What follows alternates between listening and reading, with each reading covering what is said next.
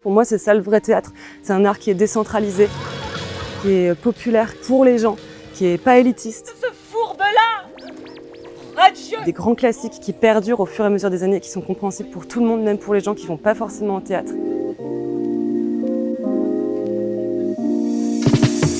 Ce soir, on est dans la prairie du Dauphin, à Ligueuil, et nous organisons ce soir donc un festival de théâtre, mais aussi d'art vivant.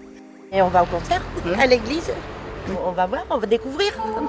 Ce soir, ça commence dans l'église de la ville et c'est un concert de Loïc, qui est une artiste tourangelle qui écrit, compose et interprète ses propres chansons.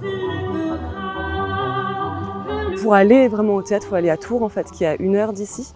Et du coup, notre ambition, c'était de présenter vraiment de l'art vivant de qualité exigeant et qui puisse se présenter aux gens directement à eux, quoi. Que c'est pas à eux de se déplacer jusqu'à nous.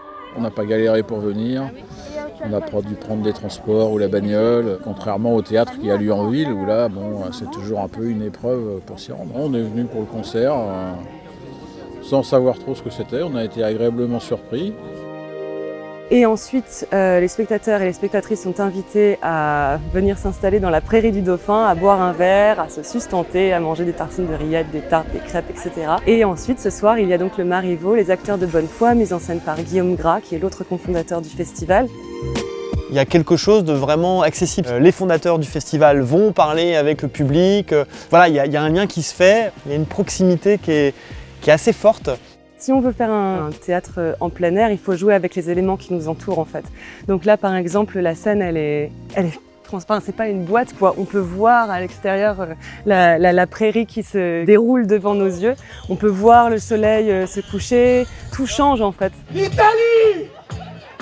C'est des territoires qui n'ont pas forcément l'habitude de ça. La démarche d'aller chercher un public, d'aller à leur rencontre, d'apporter des pièces et de l'art, oui, je pense que pour un acteur, c'est une chance. D'ailleurs, acteur, ça veut dire changer le monde, ça veut vraiment dire ça.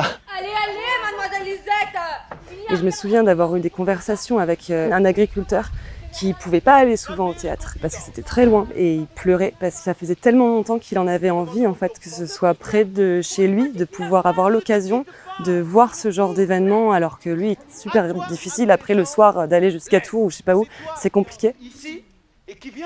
Moi, ce qui me surprend toujours, c'est quand on discute avec les gens qui viennent ici. Pour beaucoup, il y a des personnes qui vont jamais au théâtre en se disant bon, je vais voir du théâtre classique, mais moi j'y vais jamais. Marivaux, c'est un nom que je connais, que j'ai entendu, mais vraiment, bon, je viens parce qu'il se passe quelque chose, quoi. Et Guillaume, qui est le metteur en scène de la pièce du coup principale, il fait vraiment attention justement, et c'est pour ça qu'on choisit des sketchs classiques, à ce que ce soit une pièce qui touche le plus de gens possible, quoi. Les gens qui sont habitués, les gens qui sont pas habitués, il y a tout. Monsieur, une comédie.